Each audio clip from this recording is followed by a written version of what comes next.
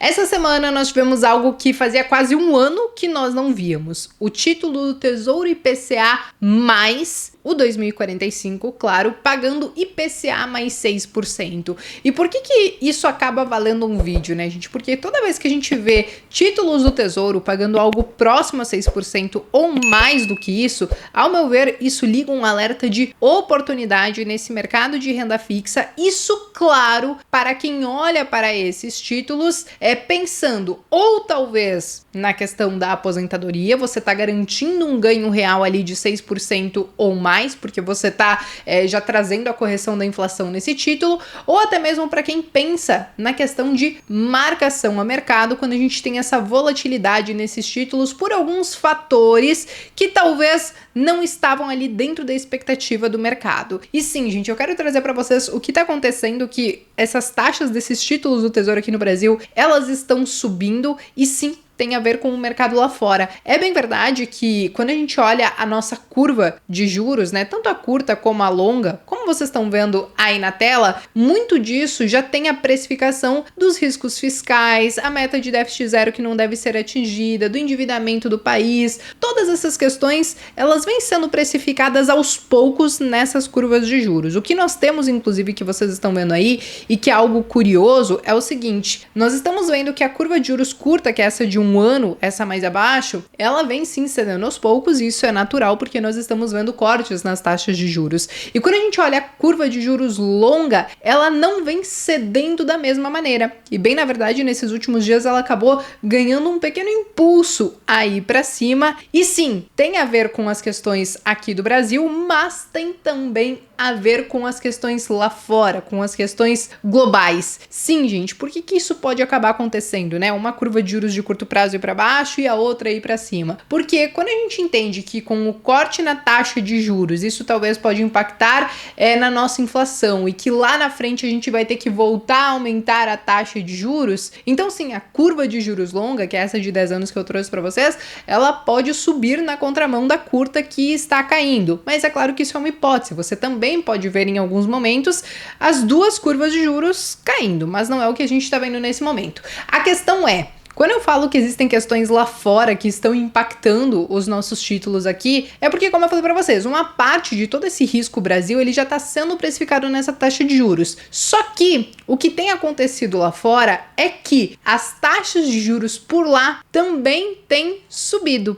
E aí, quando a gente coloca a taxa de juros longa dos Estados Unidos do lado da taxa de juros longa aqui do Brasil, as de 10 anos, a gente vê que desde a metade do ano passado para cá, elas estão caminhando muito juntas. Então lá a gente viu essa alta nas taxas de juros, isso falando, né, dessas taxas que são negociadas no mercado, e consequentemente nós vimos a nossa taxa aqui do Brasil subir junto. E o porquê que isso acontece, gente? Basicamente porque lá, eles tinham uma expectativa diferente até então para os cortes nas taxas de juros. E eu fiz vídeo, inclusive, aqui no canal falando sobre isso, que muitos esperavam de 3 a 4 cortes até o final de 2024. E aquela taxa que seria de 5,5% poderia chegar a 4,75%, até mesmo 4,5% ao final de 2024 lá nos Estados Unidos. Só que esse discurso, ele tem mudado. Nós tivemos recentemente uma reunião do Fed, ao qual eles decidiram por manter as taxas de juros, mas o tom desse comunicado, e inclusive com os dados de seguro-desemprego que saíram lá nos Estados Unidos, e inclusive do desemprego, que mostrou que o desemprego ele continua muito, muito, muito baixo, ou seja, as pessoas ainda estão com renda, ainda estão gastando, e isso dificulta o controle da inflação. Então, eles estão sinalizando que eles podem manter as taxas de juros por mais tempo nesses patamares. E o que antes eles estimavam um corte de 3 cortes até o final de 2024, agora já começa a ficar na dúvida se talvez aconteçam 2 cortes. E também existe um outro porém. Teve um outro membro do Fed que trouxe algumas sinalizações de que, olha, talvez nem precisaria cortar essa taxa de juros no ano de 2024, porque realmente está difícil trazer essa inflação para essa meta de 2%. Então, sim, todos esses sinais, eles acabam gerando volatilidade nas taxas de juros lá fora, que acabaram subindo, e por consequência aqui no Brasil, a gente gente acaba acompanhando, porque hoje o que nós temos é que o diferencial da taxa de juros de lá para cá, ele tem diminuído cada vez mais. E para a gente não perder esse investimento do gringo aqui no Brasil, talvez as nossas taxas de juros deveriam acompanhar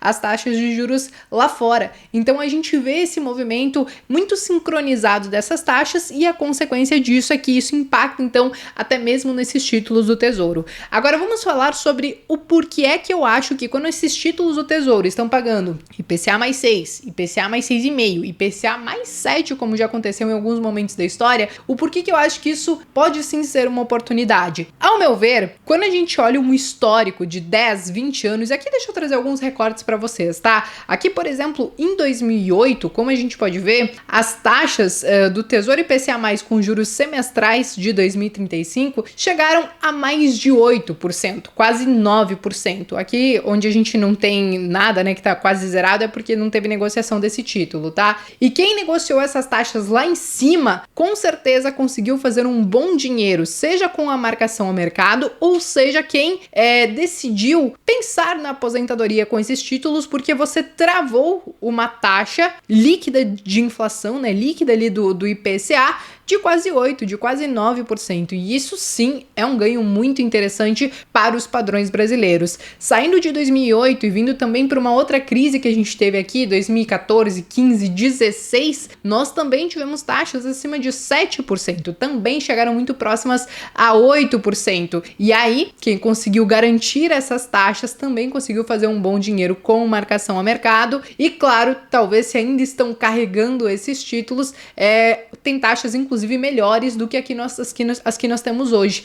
E aí, vindo para um lugar mais recente, que é há quase um ano atrás, né, quando a gente olha março de 2023, a última vez que nós vimos essas taxas mais elevadas, acima de 6%, então foi sim lá no dia 6 de março de 2023, com taxas em 6,48%. E desde então, as taxas não chegaram mais próximas a isso, mas parece que estão caminhando para mais algumas pequenas altas e, ao meu ver, algumas janelas de oportunidade para quem tem esse perfil de renda fixa. Então sim, quando eu vejo o Tesouro IPCA mais pagando 6% ou mais de prêmio, seja com juros semestrais ou não, eu enxergo sim como uma oportunidade, seja para quem pensa na marcação ao mercado, mas principalmente para quem alia os vencimentos desses títulos com a questão da aposentadoria, porque são taxas historicamente interessantes para quem quer ter um ganho real e realmente construir essa questão da aposentadoria. Não tem jeito, né? O Brasil sempre com essas taxas de juros mais altas, sempre com essa questão da inflação mais alta também, a gente acaba assim tendo esse grande atrativo que pode ser a questão da renda fixa. Então, se você tem perfil, vale colocar esses itens, esses elementos que eu trouxe, por exemplo, no vídeo de hoje no seu radar. Curva de juros longa aqui do Brasil, curva de juros longa lá dos Estados Unidos, porque são esses elementos que podem te trazer sinais de algumas oportunidades aqui para o nosso mercado, inclusive de renda fixa, beleza? Bom, pessoal, acho que eram esses os principais pontos que eu tinha para trazer hoje. Qualquer dúvida que vocês tiverem, podem utilizar os comentários. Eu me despeço por aqui, mas vejo vocês então no próximo vídeo.